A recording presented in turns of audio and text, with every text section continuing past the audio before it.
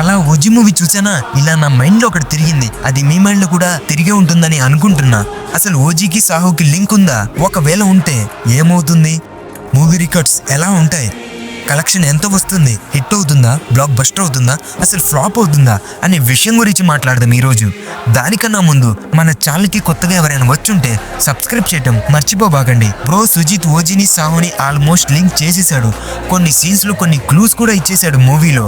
అంటే 50-50 ఛాన్సెస్. మనం చెప్పలేము. ఓజీ పార్ట్ 2 వచ్చిన తర్వాత ఏదైనా మనం డిసైడ్ చేయగలం.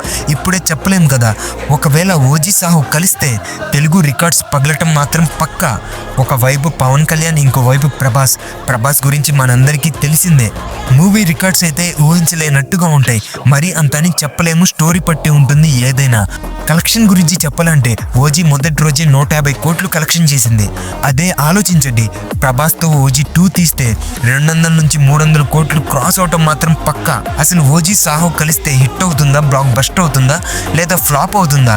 చెప్పాలంటే ఫ్లాప్ విషయం పక్కన పెట్టండి. మూవీ బ్లాక్ బస్టర్ అవటం మాత్రం పక్కా.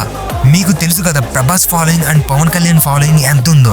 వీళ్ళిద్దరు కలిసి ఒక స్క్రీన్ లో కనబడితే ఎలా ఉంటుందో ఆలోచించండి. అది గురువు నేను చెప్పాలనుకుంది మీతో. కానీ ఇంకొకటి చెప్పాలి అంటే టోటల్ గా ఓజీ మూవీ చించి పడేసింది. అలానే మీరు మూవీ చూసినట్టయితే మీకు ఎలా అనిపించిందో ఒక్కసారి కామెంట్ చేయండి చాలు.